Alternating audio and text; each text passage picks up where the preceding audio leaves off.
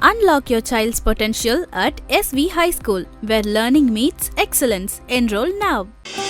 ஆச்சி பாதாம் ட்ரிங்க். ஆச்சி பாதாம் ட்ரிங்க் ஒன்னு வாங்கினா ஒன்னு ஃப்ரீ. டாக்டர் ஸ்ரீவர்மா ஆயுள் தரும் ஆயுர்வேதா அறுவை சிகிச்சை இல்லா குணம் ஆயுள் கால நிவாரணம்.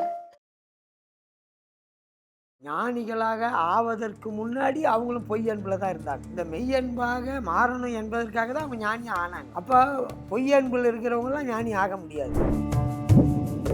அவர் எதிர்பார்த்து கொண்டு செய்தால், மனசுக்குள் ஒன்றை எதிர்பார்த்து கொண்டு செய்தால் அது பொய்யன்பாக இருக்கும். கோயிலுக்கு வருவதில் கூட நமக்கு பொய்யன்பு தான் இருக்கு, மெய்யன்பு இல்லை. மெய்யன்பு இருந்து கோயிலுக்கு வர மாதிரி எனக்கு தெரியல. மெய்யாக இருக்கிற ஒரு பக்தர் அந்த கோயிலுக்கு போகவே மாட்டார். ஏன் போக மாட்டார்? இருப்பவன் மெய்க்கு உரிய கடவுள் ஒருவன் தான். மனசு நீங்க வைக்கணும், அது மெய்யா மாறும். பசி எடுக்காது, இழைச்சி போகாது, எலும்பும் தோலும் ஆகாது. அப்படியே 5 போதும் அப்படியே இருக்கும், அசங்காம இருக்கும். சாப்பிட்றது உங்க வேலைமா, ஏன் பண்ணுறது உங்க வேலையா? நீங்களா வயிற்றுல போட்டு வச்சு அப்புறமா எல்லாத்தையும் அந்த சத்தெல்லாம் பிரித்து அந்த திசுக்களுக்கெல்லாம் அனுப்பிச்சு எல்லா உள்ளகிற நுண்ணிய பொருள்களுக்கெல்லாம் யார் அனுப்புறது? இறைவன் இருக்கிறான் என்பதற்கு அடையாளமே இந்த இயக்கம்தான். ஐயா வணக்கம். வணக்கம். இறைவன், அதாவது பரம்பொருள் சிவன் அப்படின்னாலே அன்பு அப்படின்னு சொல்றீங்க இல்லையா? உண்மையாகவே அருளாளர்கள் எல்லாம் அன்போட தான் இருப்பாங்க அப்படிங்கிற ஒரு விஷயத்தை நீங்க சொல்லியிருந்தீங்க. அது உண்மையான அன்பா, மெய் அன்பா, அல்லது அவங்க காமிக்கிறது அல்லது செய்யறது பொய் அன்பா அப்படிங்கிறது எப்படி கண்டுபிடிக்கிறது? இந்த ஞானிகள்னு வந்துட்டாலேயே அவங்களுக்கு பொய் அன்பை விட்டுடுவாங்க. ஏன்னா ஞானிகளாக ஆவதற்கு முன்னாடி அவங்களும் பொய் அன்பில் தான் இருந்தாங்க. இந்த மெய்யன்பாக மாறணும் என்பதற்காக தான் அவங்க ஞானி ஆனாங்க. அப்போ பொய்யன்பில் இருக்கிறவங்களாம் ஞானி ஆக முடியாது. அப்போ ஞானின்னு வந்துட்டாலேயே அது மெய்யன்பு தான், அது அடையாளத்தை தரும். இப்போ நமக்குள்ளவே அந்த நம்மளாம் ஞானிகள் இல்லை, நம்மளாம் அஞ்ஞானத்தில் இருக்கிறோம், அஞ்ஞானிகள். நமக்கெல்லாம் நம்மக்கிட்ட தான் இந்த பொய்யெலாம் நிறைய மிளிர்ந்து இருக்கும், நிறைந்து இருக்கும். நம்மக்கிட்ட ஒரு 30 நாளில் ஒரு நாள் சத்தியமாக வாழ்வதே கஷ்டம். 30 நாளில் ஒரு நாள் சத்தியமாக வாழ்வது கஷ்டம். ஒரு ஆண்டில் ஒரு நாள் வாழ்வது கூட கஷ்டம் இப்போ இருக்கிற காலகட்டத்தில். அப்படின்னா அப்போ நம்ம செய்வதெல்லாம் அன்பு இல்லையா அப்படின்னு நீங்கள் இப்போ அந்த கேள்வி கேட்குறீங்க. உண்மையிலே அன்பு இல்லை, பொய் அன்பு தான். ஏனென்றால் ஒன்றை ஒருவரிடத்தில் எதிர்பார்த்து கொண்டு ஒரு காரியத்தை செய்தால், முன் வந்து உதவி செய்வதாக இருந்தாலும் கூட, அவர் எதிர்பார்த்து கொண்டு செய்தால், மனசுக்குள் ஒன்றை எதிர்பார்த்து கொண்டு செய்தால் அது பொய்யன்பாக இருக்கும்.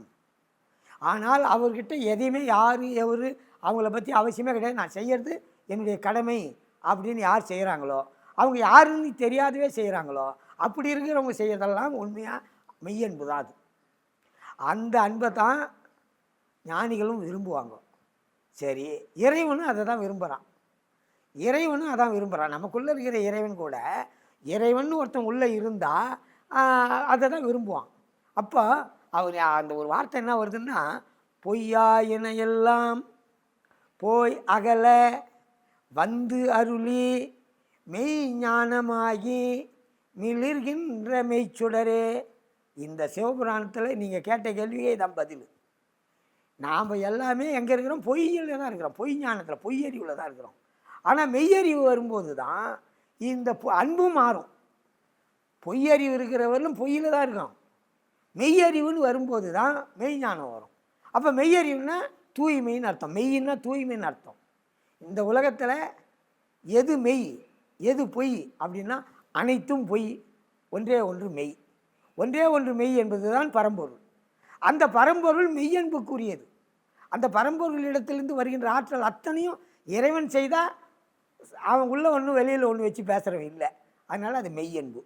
அவனை அடியொற்றிய அருளாளர்கள் அனைவருமே மெய்யன்புக்குடையவர்கள். ஆனால் அவங்கள நம்ம அருளாளர்களாக ஆகாமல்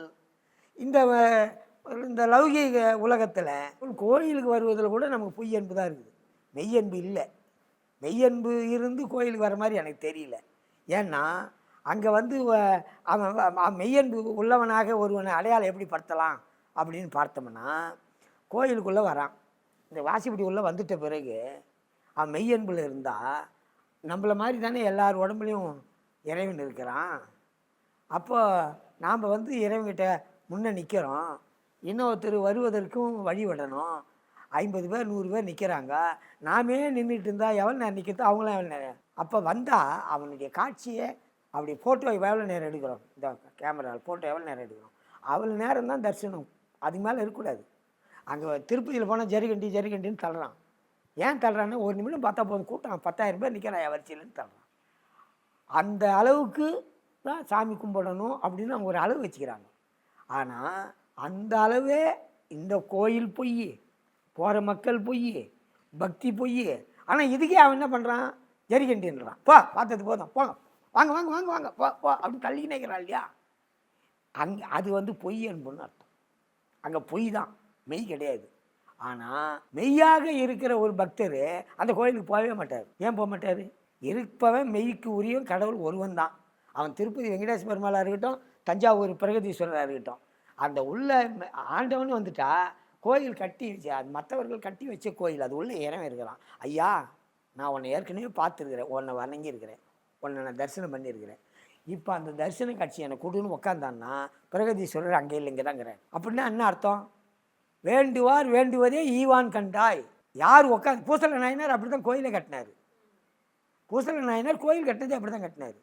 அப்போது இன்னும் தான் அப்போ என்ன சொல்கிறார், வேண்டுவார் வேண்டுவதே ஈவான் கண்டாய். அவன் என்ன கேட்குறான்னு அதை கொடுனார். பூசல நாயனார் கோயில் கட்டினார். அரசங்க கிட்ட என்ன சொல்கிறாரு, பூசல நாயனார் கோயில் கட்டிக்கிறாரு, உன் கும்பாபிஷேகத்தை தள்ளி வச்சுக்கோ அப்படின்னாரு. அப்போ அவன் கட்டின கோயில் பொய் கோயிலுமா? அந்த அரசன் கட்டின கோயில் பொய் கோயில், பூசல நாயனார் கட்டிய கோயில் மெய் கோயில். அதனால் இறைவன் எங்கே வரான், நான் மெய் கோயிலுக்கு போகிறேன், நீ கட்டின கோயிலுக்கு தள்ளி வச்சுக்கிட்டான். அப்படின்னா என்ன அர்த்தம்? கும்பாபிஷேகத்தை தள்ளி வைக்க சொல்கிறான். இவன் அந்த அரசன் பார்க்குறாரு, அந்த கிராமத்தில் பார்த்தா கோயிலும் இல்லை, ஒன்றும் இல்லை, விசாரிக்கிறாரு. ஏப்பா இங்கே பூசலார்னு ஒருத்தர் இருக்கிறாரா? அதை ஒருத்தர் உட்காந்துக்கிறாரு, அவர் தாங்க சொல்லுவார், அவர் பேர் அவர் தாங்க, அவரை பூசலார்னு கூப்பிடுவாங்க அப்படின்னு அவருடைய பெயர் சொல்லி அடையாளம் சொல்லி கேட்குறாரு. அங்கே அவர் தாங்கிறாரு. எங்கேயா அவர் ஒன்றையும் கோயிலும் கட்டல, ஒன்றையும் கட்டல, இந்த ஊரில் அப்படி ஒன்றும் இல்லைன்றாங்க. அப்படின்னா என்ன அர்த்தம்? அவர் மனசுக்குள்ளே கட்டின கோயில். அப்போ மனசுக்குள்ளே கட்டின கோயில் மெய் கோயில். உள்ளம் பெருங்கோயில்னாரு திருமூலர். அது பெருங்கோயில். அந்த பெருங்கோயிலில் தான் அவர் கும்பாபிஷேகத்துக்கு தயாராகினார். அவருடைய மனசில் அவர் கும்பாபிஷேகம் பண்ண போகிறார். அது காட்சி தானே. இப்போ இங்கே பார்க்கலாம், இது மெய்யா பொய்யான்னு கேட்கணும். இந்த கேள்வியும் அவர் பூசல நாயனார் மெய்யா பொய்யா ஒரு கேள்வி. அவருக்கு உடம்பு இருக்குது இல்லை, மனிதர் தானே, அவர் மெய்யா பொய்யானார். எப்போ அவர் உள்ள கோயில் கட்ட ஆரம்பித்தாரோ, எப்போ மனசுக்குள்ளே இறைவனை கருதினாரோ அப்போவே அவர் மெய் ஆகிட்டார். இப்போ நம்ம உடம்புக்கு இதுக்கு பேர் என்ன சொல்லுவோம்? மெய்யின்னு சொல்லுவோம். இது மெய்யா? இது அழிய போகுது. ஆனால் இதுக்கு பேர் மெய். ஆனால் இது அடையாளத்துக்காக தான் மெய்யின்னு வச்சுக்கிறாங்க. ஆனால் இது உண்மையிலே மெய்யை ஆக்கணும்.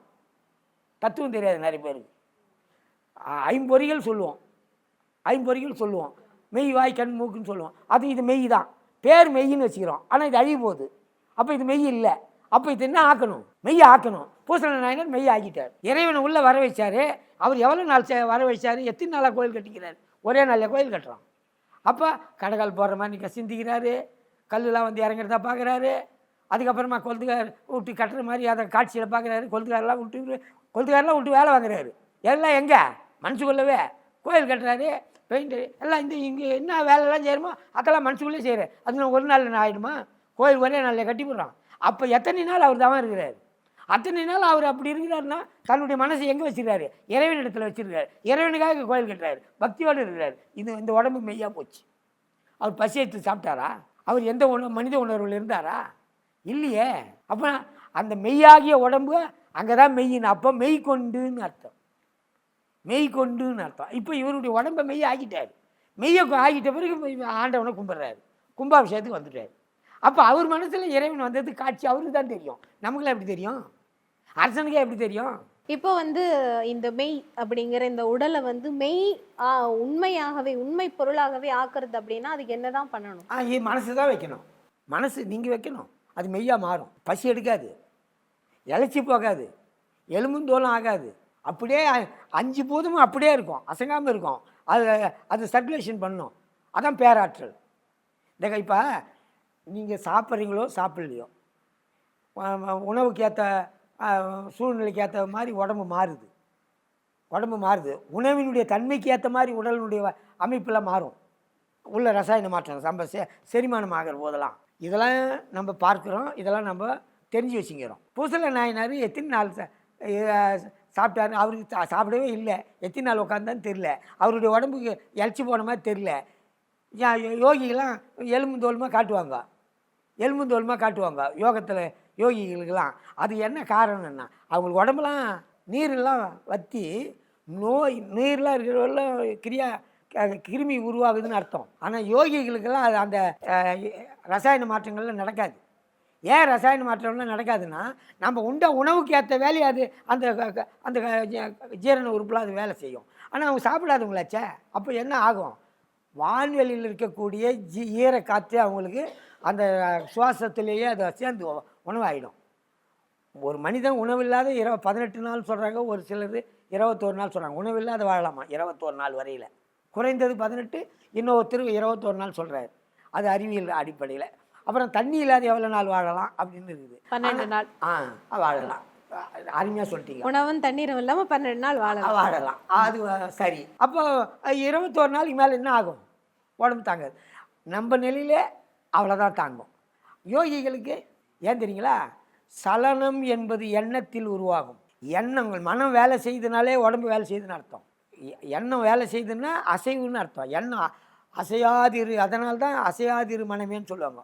மனம் என்பது இயக்கத்தில் இருந்தால் உடல் உறுப்புகள் இயங்க ஆரம்பிக்குதுன்னு அர்த்தம். உள்ளே இருக்கிற ஸ்பேர் பார்ட்ஸ்லாம் இயங்குதுன்னு அர்த்தம். மர்மம் அந்த கண்ணுக்கு தெரியாத அந்த உறுப்புலாம் வேலை செய்யுதுன்னு அர்த்தம். எண்ணம் வேலை செய்யுதுன்னு அர்த்தம்.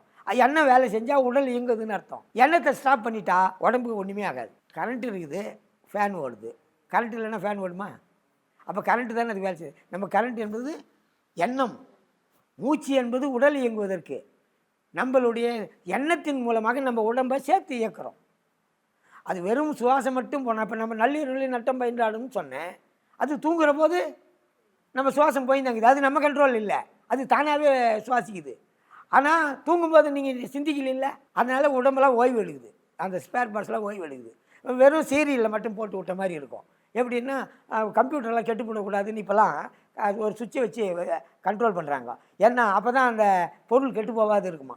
அதனால் கம்ப்யூட்டர் கெட்டு போகாது இருக்கிறதுக்காக ஒரு சுவிட்ச் ஆன் இருக்குது. அது ஏதோ ஒரு குறிப்பிட்ட குறைவான சக்தி அது எடுத்துக்குதான், இல்லைன்னா கம்ப்யூட்டர் கெட்டு போயிடுன்றாங்க. அதுபோல் நம்ம உடம்பையும் இறைவன் இந்த கம்ப்யூட்டர்லாம் நமக்கு பாதி இப்போ தான் கண்டுபிடிச்சோம். நம்ம உடம்பு கெட்டு போகாது இருக்கிறதுக்கு நள்ளிரவில் நட்டம் பயின்றாடுனாதுன்ற போது அந்த சீரியலில் போட்டு வச்சுக்கிறான்னு அர்த்தம். நம்ம எண்ணமெல்லாம் வேலை செய்யாது, ஆனால் உடம்பும் கெட்டு போகாது, நல்லா இருக்கும். நீங்கள் 2 நாளுக்கு அசந்து தூங்கினீங்கன்னா 2 நாளைக்கு கூட தூங்கலாம், ஒன்றையும் ஆகிடாது உடம்பு. 2 நாளைக்கு தூங்குறதுனால ஒன்றையும் உடம்பு ஆகிடாது. ஆனால் அந்த 2 நாளும் சுவாசம் போகும், அந்த 2 நாளில் உடம்பு ஒன்றையும் இழைச்சிடாது. அப்படின்னா என்ன அர்த்தம்? அந்த கம்ப்யூட்டர் எப்படி கெட்டு போகக்கூடாதுன்றோம், இயற்கையாகவே நம்ம கம்ப்யூட்டர்லாம் வச்சு அனுப்பிச்சிக்கலாம். அவன் தான் இயக்கிறான், அவன் தான் கம்ப்யூட்டருக்கே மாஸ்டர். இவ்வளோ பெரிய சயின்ஸு உள்ளே வச்சுருக்கிறானே, சாப்பிட்றது உங்கள் வேலைம்மா, ஜீரணம் பண்ணுறது உங்கள் வேலையா? நீங்களா வயிற்றில் போட்டு வச்சு அப்புறமா எல்லாத்தையும் அந்த சத்தெல்லாம் பிரித்து அந்த திசுக்களுக்கெல்லாம் அனுப்பிச்சு எல்லா உள்ளகிற நுண்ணிய பொருள்களுக்கெல்லாம் யார் அனுப்புறது? சாப்பிட்றதானே நாம் செய்கிறோம். மறுநாள் போனால் டாய்லெட் போகிறோம், அதெல்லாம் தான் நாம் செய்கிறோம். மீதியெல்லாம் அது உள்ளே யார் செய்யுது? இறைவன் இருக்கிறான் என்பதற்கு அடையாளமே இந்த இயக்கம்தான். இந்த மனித உடலுக்குள்ளே இருக்கக்கூடிய இயக்கத்தை நீங்கள் கவனிக்கலைன்னா வெளியில் இருக்கக்கூடிய அண்டவெளி உங்களுக்கு எப்படி தெரியும்? அண்டங்களாக போகுதே. நான் அன்றைக்கே சொன்னல, 101 கோடியின் மேற்பட விரிந்தனன்னு சொன்னேன் திருவாசகத்தில், ஒரு ஓமைக்கு சொன்னேன். அப்போ 101 கோடியின் மேற்பட விரிந்தனா இப்போ அண்டங்களுக்கும் காற்று, இப்போ அண்டங்கள்லையும் உஷ்ணம் எல்லாம் இருக்குது இல்லையா? அப்போ அது அங்கே இயங்குது. அவன் அண்டத்துக்கு சொந்தக்காரன். அண்டம் தான் அவனுடைய உடல், அண்டமே அவனுடைய உடல். நமக்கு இந்த பிண்டம் தான் உடல். இந்த பிண்டத்துக்குள்ளே அந்த தத்துவம் தான் இங்கே இயங்குது. அதனால் அவனும் இயங்குறான், நாமும் இயங்குறோம். அவன் தான் இயங்குறான்னா நம்மளையும் இயக்கிறான், நம்ம உள்ளே இருந்து இயக்கிறான். இதை நாம் அறிந்து கொண்டால் தன்னைத்தான் அறிதல்னு அர்த்தம். இதை அறிந்து கொள்வதே தன்னை அறிந்து கொள்வதுன்னு அர்த்தம். சித்தர்கள் என்று சொல்லும்போது அமானுஷ்ய சக்தி படைத்த அமானுஷ்ய செயல்களை நிகழ்த்தி காட்டுபவர்கள். அவர்கள் யாராக இருந்தாலும், அவர் சிவவாக்கியரிலிருந்து திருமூலரிலிருந்து நாயன்மார்களில் கூட சிலர் இருக்கிறார்கள், அவர்கள் ஆழ்வார்களில் இருக்கிறார்கள் சிலர். அனைவரும் சித்துக்களுடைய மறைபொருளாக இருக்கக்கூடியதை வெளிப்படுத்துகின்ற தன்மையில் உள்ள அத்தனை பேருமே சித்தர்கள் தான். அவர்களுடைய பாடல்களில் இருந்தோ அவர்களுடைய வரலாற்றில் இருந்தோ ஏதாவது சித்து வேலைகள் ஏதாவது இருந்து உங்களுக்கு சந்தேகம் இருந்தால் நீங்கள் அதை கேள்வியாக கேட்கும் தருணத்தில் அதற்குரிய விடையை நான் தர தயாராக இருக்கிறேன் என்பதை தெரிவித்துக் கொள்கிறேன். Unlock your child's potential at SV High School, where learning meets excellence. Enroll now. ஆச்சி பாதாம் ட்ரிங்க். ஆச்சி பாதாம் ட்ரிங்க் ஒன்னு வாங்கினா ஒன்னு ஃப்ரீ. டாக்டர் ஸ்ரீவர்மா ஆயுள் தரும் ஆயுர்வேதா, அறுவை சிகிச்சை இல்லா குணம், ஆயுள் கால நிவாரணம்.